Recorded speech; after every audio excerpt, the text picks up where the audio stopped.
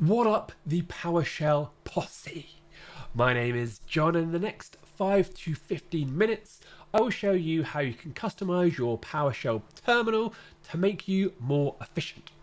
Now, let's be honest here, the PowerShell terminal out of the box, one, it looks dog rough, and two, it's not really configured for optimal development experience. So in this video, we're going to change all that. And I reckon the tips you're going to learn in this video is basically going to save you maybe 5-10 minutes every day. And obviously over the course of a few years, that's a lot of time saving. So this video is well worth the investment of your time. Now, specifically what you're going to learn in this video is some plugins on how we can skin our terminal to make it look all pleasing and a bit nicer. You're also going to look at some plugins and some extensions. So we're going to do things like, how we can be more efficient running commands, how we can search our history in a nice list view. We're also going to look at shortcuts so we can run complicated commands without having to type in loads of different terminal characters and all that kind of stuff. Finally, we're going to wrap things up by looking at things like aliases and profile configurations, which will allow you to just be more efficient and you won't have to start tabbing and moving around all different directories. So there's lots of good stuff in this video. Now, if you haven't come across one of my videos before, or you haven't subscribed to the channel yet, this is your chance, so smash the subscribe button right now.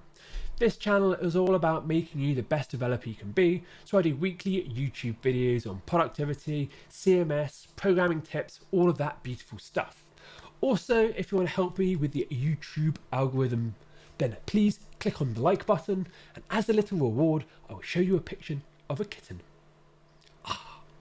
So, assuming you're feeling all heartfelt with that picture of a kitten, let's get on and actually configure this PowerShell profile.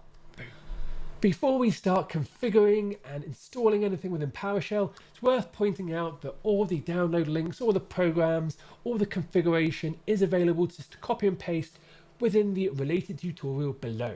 So that will save yourself some time. Now, the terminal that we're going to be using to run PowerShell in today is going to be the Windows terminal. It's free, it's released by Windows, Microsoft, and you can get it from the Microsoft Store. It's available for Windows 10 and 11, and the nice thing about it is it's very easy to customize. Now, I'll also be using some desktop art, and if you're struggling for some ideas, I recommend this 50 Minimalist Desktop Wallpapers and Background 2022 edition. So in here you can see that there's some very nice background images that you can just use.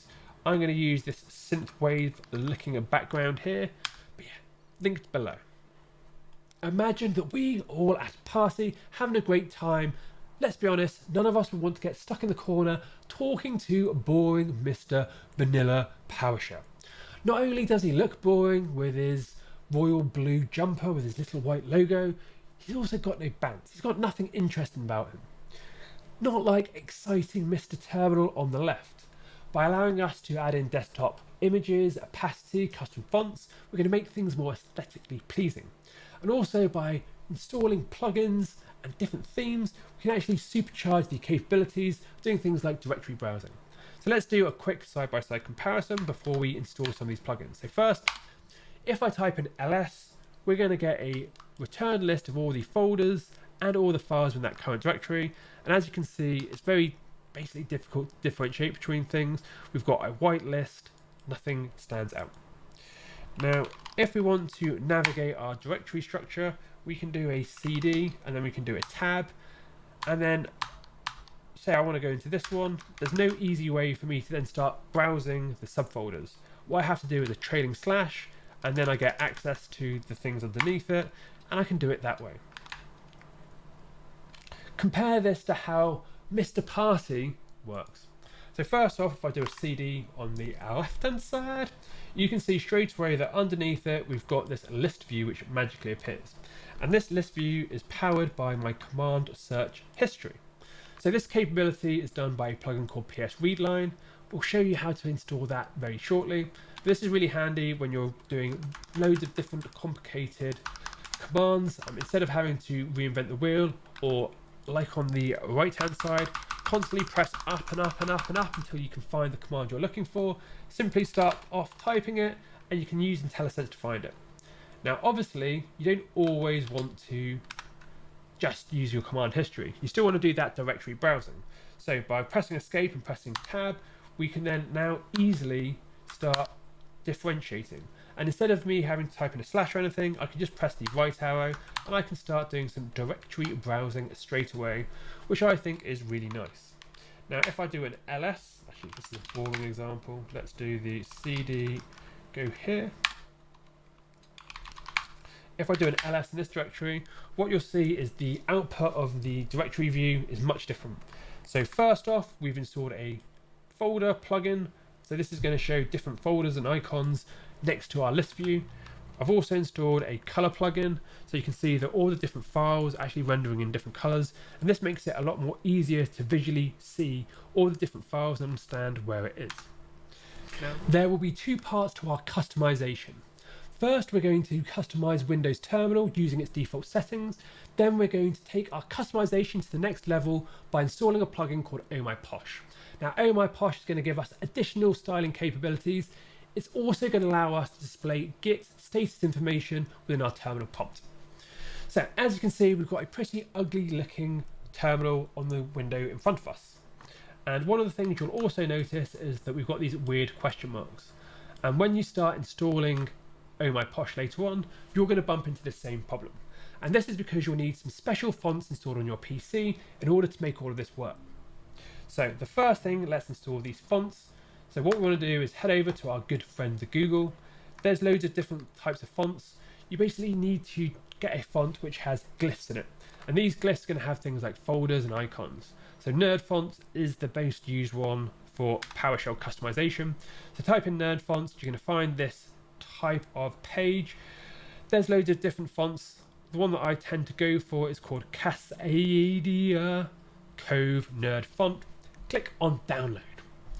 After you click on the download link, what's going to happen is we're going to find this zip file, and from the zip file, when you extract it, you're going to get a list of all these different fonts. So all you need to do is click on the fonts, and then as you can see here, there's a big install button. So click on all the fonts, install it, job done. So going back to our terminal, what we want to do now is configure it. So to configure your terminal, click on the little down icon, go to the settings command, and that's going to fire up this bad boy. Now I've got a PowerShell terminal, which you should have as well, but you can create a new profile clicking this button. So let's have a look at what we can customize. So the first thing we want to do is install that font that we just installed. So from the list, I should be able to get Cascadia Cove Nerd Font, and there's a save button just where my head is. So if I click on this, go back, and as you can see, ooh, our terminal's looking a little bit nicer already. So as you can see, those question marks have disappeared. Our custom font with its custom glyphs, all making things work as expected. Now the next thing I want to do is add a background picture. So as you can see, background picture, if I do a browse, I can basically select one of the images that I've created or downloaded from that website I mentioned at the start. Going back, you can see, ooh, we've got this nice display now, very, very beautiful. And I can also, underneath here, change the opacity setting so I can make things lighter and darker. Let's put this at 38, actually a bit higher. Let's put our opacity at 80. 60. Now the other thing you'll notice is that if I start typing, ooh, I don't want to do that. If I start typing my fonts, you can barely see what's going on. So we want to change the color scheme. Now this is possible, it's a bit long-winded, but as you can see here, we have this option of color schemes. So I've created one which is called Synthwave, which is based off the Synthwave color scheme. So click on save, going back here, now you can see that we've got a bit more nicer color fonts. So in order to do this, what we can do is click on settings, click on open JSON file. Opening JSON file is basically going to open a file which looks exactly like this. And what you can do, and I'll paste all the config in that tutorial I mentioned, is that you're going to see these schema. So for basically each profile you'll set up, you're going to get this JSON here, and it's going to define how everything works. And as you can see here, we've got color scheme, and it's equal to synthwave. Now if I do a search for the synthwave, you'll see that we've got in the schema this definition. So we can set the background color, we can give it a name, synthwave, and then we can define all these different color sheets. So you can copy and paste my one. If you go to something like hex color, great color palettes like I did, you can basically come up with all these different combinations yourself. But doing these things is basically going to allow you to create this profile out the box. The next step is to install the plugin Oh My Posh, and Oh My Posh allows us to do some really cool things. So first, it will allow you to define how your prompt behaves, so we can add things like Git integration, how it looks. Also allows us to add in some extra plugins to configure how things work. So to install Oh My Posh, you will need winget, and winget is kind of the same as npm or NuGet. It's a package manager just for PowerShell. Now, just do a simple type for winget. You'll come across this Microsoft article which will tell you how to install everything. Basically, you need to go to the Windows Store, get this app installer, and off you go. Now, Oh My Posh is available for you to peruse on the GitHub. So it's on the Jandy Dobler, and it's just called Oh My Posh. Again, Google is your friend. Come over here, you can have a look at everything. But basically what we'll need to do is after you install winget, is you're going to type in winget install oh-my-posh, and this is going to install everything that you need. The next step is to configure your global PowerShell profile to always run Oh My Posh whenever a new terminal window is launched. After we've done that, we can then configure Oh My Posh with a custom JSON file. Then in this JSON file, we can configure how the segments look and behave. So let's take a look at the segments I've defined. So as we can see in the screen right here, we've got a prompt with 4 different segments. So the first one is a folder view, and it's using the folder segment. The next one is the time segment, which displays the current time.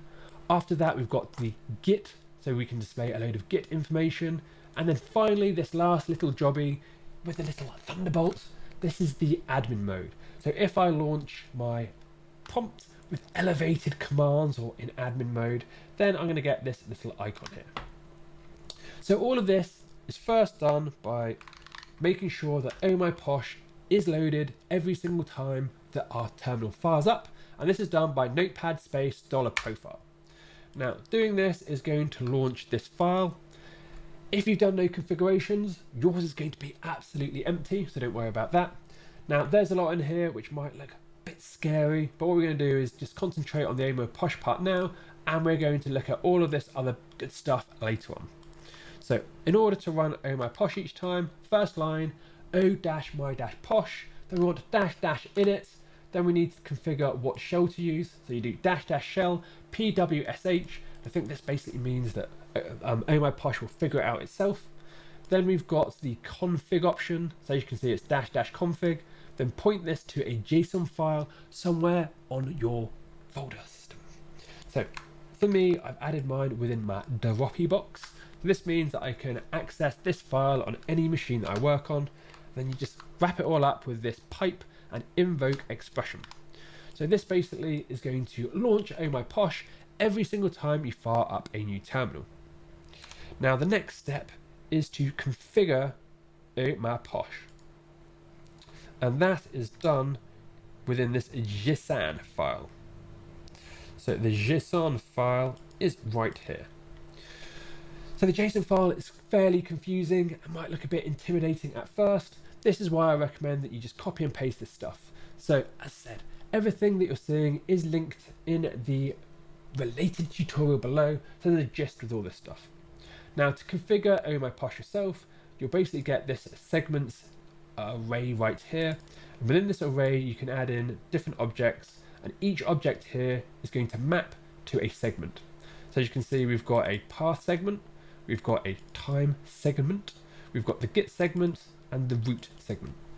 So out of the box, Oh My Posh has loads of different types of segments that you can use. So if you go to the Oh My Posh website, which is at ohmyposh.dev, if you go to the segments section right here, hopefully you can see it, if we scroll down this list on the left hand side here, you can see that there's loads of different types of segments that you can install, loads of different plugins. So we've got things like, it will display the current .NET build. We can have Git, or if you want to be more fancier, the Posh Git. That is an extension you can install. We can also display things like your current Node version, the OS that you're using it on. I mean, let's be honest, we all know the OS that we're using it on for most of the time. We've got stuff like the YouTube music. We've got the ones that you just saw here, where root for the admin privilege. We've also got time, display the time. But yeah, as you can see, there is a bunch of stuff that you can actually render out in your custom prompt. Now, the second useful bit of documentation is within configuration and then segment. So clicking on this is going to give you loads of information about all those different types of properties within that JSON file that we created. So it's very easy if you want to just copy and paste some segment information into your custom JSON file. So as you can see here, we've got all this different stuff like invert power line and leading diamond and trailing diamond, which kind of sounds confusing. So just to try and make some of this stuff a bit more easier to understand, this thing here is the leading diamond, so this little character. So you might want to put it as space or use a Unicode character like I've done here. This is the leading diamond, and then you've got options for adding in different folders and adding in spaces here. So it really is like configurable. You can define the background color, the foreground color. You can pretty much make it look however you want to, which is why it's really cool.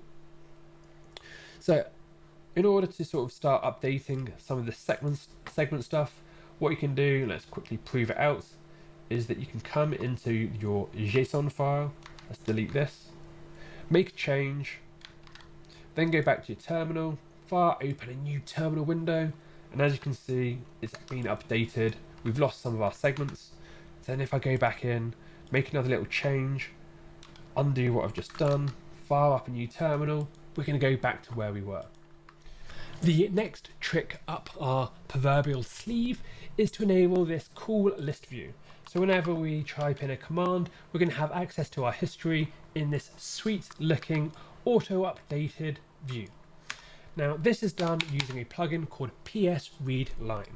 So to install this plugin, go over to the Google, go over to the PowerShell repository, do a search for PSReadline. So the install instructions are here. They're also in the tutorial link below. But yeah, scroll down to the installation section. You'll need PowerShell get to install it, which we should hopefully have by now. So install-module-name PowerShell get. After that, you need to install the Readline plugin itself module. So install-module PSReadline space -allow pre-release -force. Now this -allow pre-release is important. The reason for this is because that list view is only working in the 2.200 beta. So if you install all the wrong plugin versions, you're not going to have access to list view, and whenever you do that command, it's not going to work properly. So going back to our PowerShell, let's have a look at how we install it. So to install, configure this, pretty much the same process as Oh My Posh. So we basically need to tell PowerShell to enable this module every single time it's launched. So again, we go back to our notepad, $profile, and then as you can see at the top right here, we've got this little if check. So this is kind of handy. This basically means don't run any of these commands or profiles in different areas where they might not work. So you can do hostname equals console host or hostname equals Visual Studio Code host. So if this opens in, say, I don't know, Visual Studio itself rather than VS Code, ignore all this stuff. Now the configuration is fairly long-winded for this module. However, it's just copy and pasting these lines. Again, all the config link below. So first, install the module to make sure it runs each and every time. So import -module PSReadline -required version 2.20. So remember, we need to install that version above where we have the list view plugin. So yeah, 2.20 is my recommendation. Now, this plugin can be configured to work in like an Emacs mode or a Windows mode or a Vim mode. So we can do set dash PS readline option dash edit mode. I'm going for good old Windows mode because I can never remember Vim if I'm honest. Then we can do set dash PS readline option. There's a theme on the configuration. We can do dash prediction source history. So this is saying command history to use in that list view. And then underneath again, set dash PS readline option dash prediction view style list view. So basically these things together are basically going to allow PS readline to run every single time the PowerShell prompt is run. We're going to do it in Windows mode in that list view. And then finally underneath here, we've got some configurations, which basically are going to say how it looks. So we've got inline prediction, and we can use regexes. We can then just put in hex codes. We can also just do console color like this. So all of these things together will allow you to customize how it looks. So as soon as you add this in, click save into your profile. When you go back, you should now get this capability out of the box. Huzzah! Our next customization is to improve the default list view rendering. So whenever we do an ls or a dir, you can see that we get this basically uniform list, which is pretty difficult to differentiate between. So in order to improve this layout, what we can do is install this plugin, which is called Terminal Icons. So just type in Terminal Icons into Google, or use the link below. Scroll down, scroll down, scroll down, get to the installation, and you can install it by doing install-module, -name, terminal-icons-repository, PS gallery. You can also install it using Scoop. I've never used Scoop. But as you can see underneath, we've got the usage, and it's again, we just need to put this import module inside our global PowerShell profile. So going back to our profile, you can see that we've got Oh My Posh, blah blah blah. Within our if statement here, I've got this import module -name terminal icons. That's all I need, this one single line. Now if I go back into my terminal, if I do a change directory and then do a list, you can see straight away we've got these folder icons, we've got the files being differentiated by different colors, and this is much more easier to quickly find what I'm looking for. Another module that I recommend that you check out is called PS Host. Now, if you're doing a lot of website development and you constantly need to open up your host file to add in, say, a host name, map it to an IP address, then it can be a bit of a pain in the bottom to have to fire up, say, a notepad. Remember to open it in admin mode and then go into C, Windows, System32, drivers, etc., host file. Instead, using PS Hosts, you can do a lot from the terminal instead. So to install it, just go to the PS Host website, which is on the GitHub. Scrolly, you can see the installation instructions where you just do install-module PS Hosts. The same as all these other plugins we've been looking at. In order to configure it, you just add it into your global profile. And you can see that we've got some commands here. So we can do things like get host entry to list all of our host names. We can add one using add-host entry. We can also remove one by doing remove.host entry. So let's have a look at this in action. So first, within our global PowerShell profile script, I've got this import-module-name PS host. Then it's installed, I can do get host entry, and you can see I've got a list of all my host names. To add one, I can do add-host entry, which is that one, and say new website with an IP address. Now when I have a browse, you can see that it's been added right down the bottom here. So this is much more efficient. Now I can remove my host entry by doing remove host entry, new website, and then it's gone. So this is much quicker than having to fire up Notepad and mess around. Another handy feature of PSReadline is the ability to bind really complicated expressions to single characters or combination of characters. So this can allow you to trigger all sorts of useful things. So remember at the beginning when I did Ctrl-Alt-P to copy the path to the clipboard, or Ctrl-Alt-B to fire off a .NET build. These types of combinations can be easily mapped with PSReadline. And we've already got it installed, so let's have a look at how we can do that. Again, everything is within our global PowerShell profile script, And at the bottom you can see I've got these two commands. So we're using set-PSReadline key handler. Then the important part is the dash key, where we're binding the combination of keys. So Control Alt B in one instance. We've also got Control Alt P in the other instance. Now the complicated bit comes within the dash script block, and then within here you can run a PowerShell command. So to add something to the clipboard, we've got this resolve-path, literal path, $pwd, and then this has got a provider path, .trim, and then pipe and set clipboard. So I've got to admit, I didn't create this myself, I copied it from the internet. However, it is really useful because I do this sort of stuff all the time. Now the .NET build one is pretty much the same. We've got this Microsoft PowerShell PS console read line, revert line, insert this .NET build, and then do an accept line. Again, I copied this. But as you can see, using read line, if you notice that you're doing these combinations of tasks all the time, you can bind them into a single script block. It's going to make your life that much easier. The last PowerShell tip that I'm going to cover within this video are aliases. And aliases do exactly what it says on the tin. It's going to provide a shortcut and map it to a complicated statement. So either you don't need to remember that statement, or it's going to make you a lot more productive because you've got less things to type. So I have a number of different aliases set up on this computer. So if I type in code, it's going to switch directories for me automatically. Same as if I do POC. Now I've actually got a load of aliases to map to different profiles. So if I just do my profile, this is going to fire up the file that we need to configure in a minute. If I do posh profile, it opens up posh profile. It's going to open up that JSON file we looked at. And if I do ms profile, it's going to open up that global profile we've been editing all along.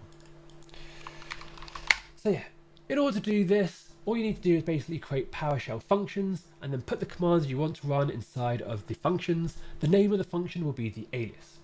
And we need to put these functions inside of a brand new profile. So we need to create a profile file for your individual user account. And we can do that using this notepad $split path $profile parent plus dash blah blah blah. As you can see, this is the reason why I've created an alias for that command. So all I need to do is just type in my profile. Remember, you can copy all this stuff below. So in here you can see that I've got this file, and then all I need to do is map a function and then put the command underneath it. So I've got one to generate a GUID using DevToys, lorem ipsum generator, again using DevToys. I've got one to kill this program called zoomit, and then I've got all my notepad blah blah blah to launch my profile, my MS profile, and then I've just got a simple code, change directory, C code, POC, C code, and then the ability to update my posh profile. So yeah, setting up an alias will save you a load of time. Again, it takes like 30 seconds. You just need to update your individual profile, attach it to an account. Job is a good. There are the shoe blows. As you can see, we've now got a well improved PowerShell profile. Not only does it now look $1,000,000, we've also customized it so we can be a lot more efficient when we're working with it. And it's these types of tweaks which can save you lots and lots of time over a period of years. Now, if you've liked this content and you want to show me some appreciation, help me out a little bit because I'd appreciate it. There's a few things you can do, sort of the standard stuff. First, if you hit the like button, basically like tells me that you want to see more videos on productivity and customization. It also helps with the YouTube algorithm, so I'd appreciate it. Now I know that most people watch my videos don't hit subscribe because I watch the analytics, you little scamps. So if you don't want to lose this content and you want to see weekly YouTube videos on helping you to become the best developer you can be, you know what you're doing. Don't forget, don't be lazy, smash subscribe now, takes a few seconds, you've got nothing to lose. Otherwise, I hope you've got some value out of this video. Hope you're having an amazing day wherever you are in the world. Until next time, peeps, happy going.